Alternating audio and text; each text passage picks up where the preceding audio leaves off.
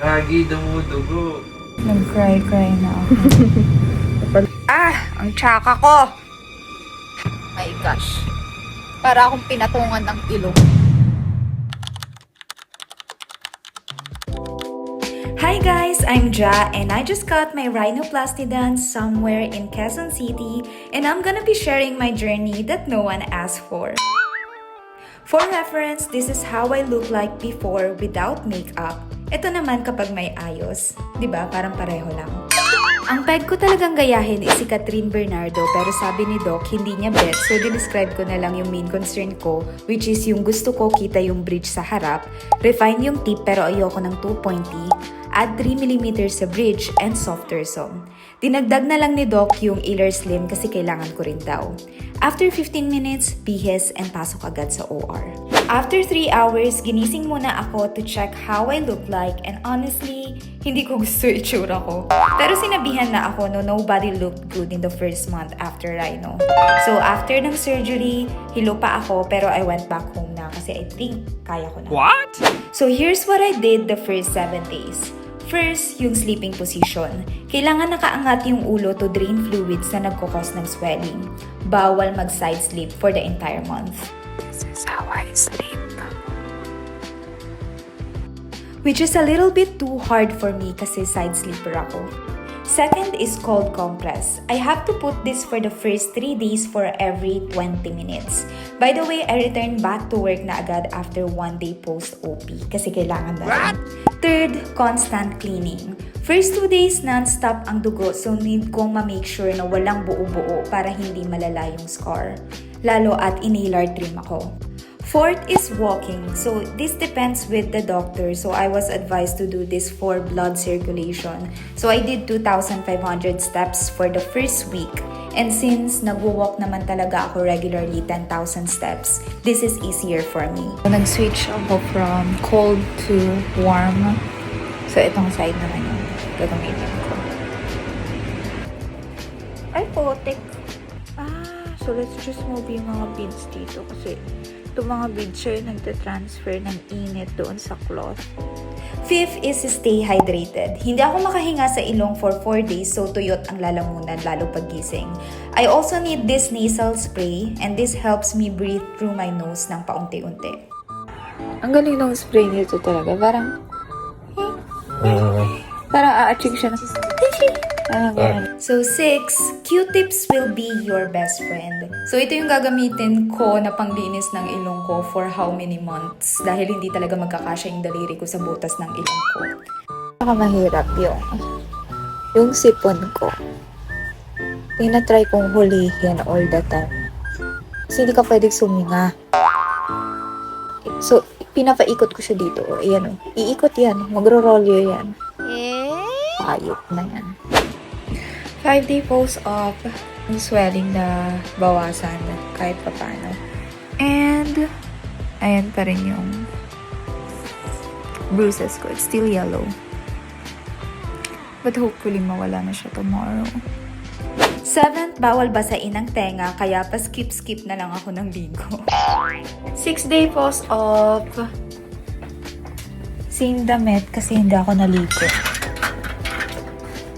Gonna go for a walk again. Suture removal na tomorrow. 8, ang pinakamahirap sa lahat, eat less to no sodium food. At yung hindi ka nganganga ng bongga kasi nire-restrict ng tahe yung movement ng ilong mo. Kinakain ko lang nilagang saba at nilagang kamote for 2 weeks. Hindi naman totally required sabi ni Doc pero kung gusto mo ng faster result, you have to follow. So 9, supporting your cheeks when laughing or smiling para di mabinat yung tahe. So yes, bawal maging masaya for the first 2 weeks.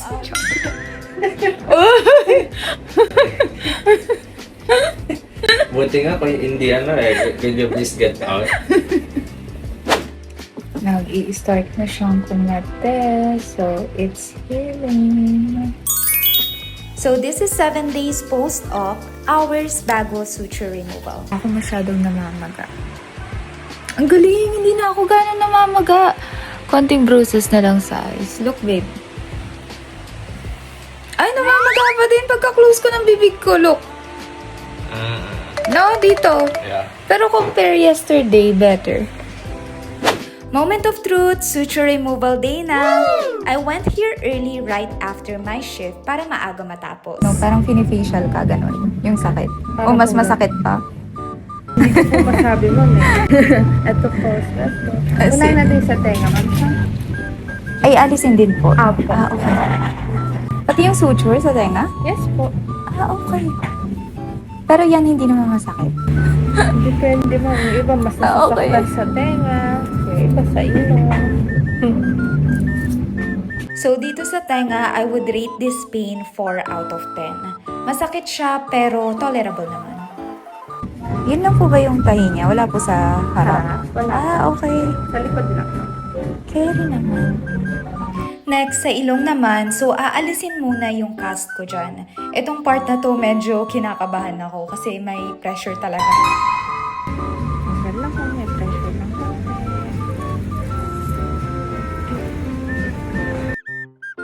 So, in-explain dito na kailangan ko pa rin ilagay yung cast even if matutulog, magsa-sunglasses or eyeglasses at pag nasa eroplano para may support pa rin. This time, inaalis na yung suture and honestly, dito ako takot pero ang gaan kasi ng kamay ni ate.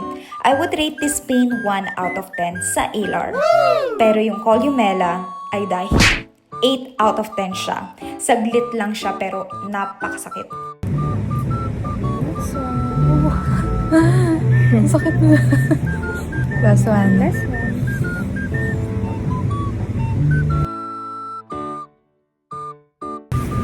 Nag-cry na ako.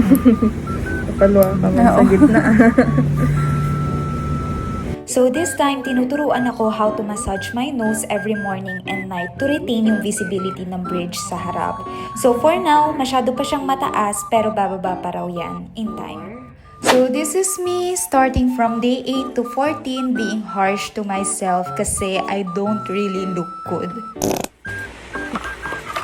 Avatar. Kasi mukha tayong Smurf. Ang tsaka ko! Avatar. Do I look tsaka, babe? Bakit ganun? Pag nasa labas ako, I still look Avatar. My gosh. Para akong pinatungan ng ilong. Hala, ano kayang iniisip ng mga tao? Hala, laki naman ang ilong nito. Yung ilong niya parang pinatong. Shit, ang laki talaga. Ang pangit talaga, eh.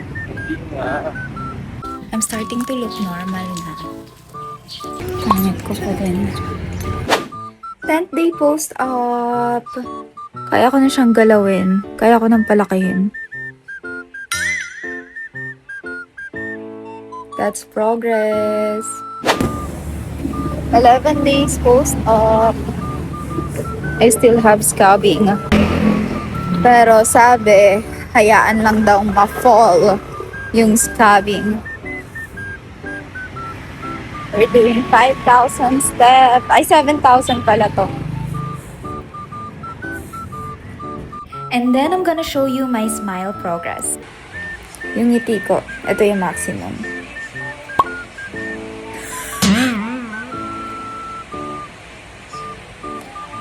Gilagid girly ako. Pero, ito lang. Hindi ko siya ina-exage. Yun na lang talaga yun. Ito yung maximum.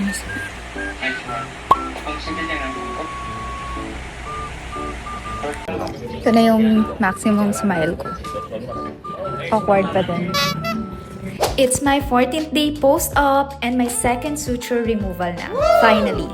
I can smile better na daw after this kasi yung suture mismo sa loob yung pumipigil sa smile ko.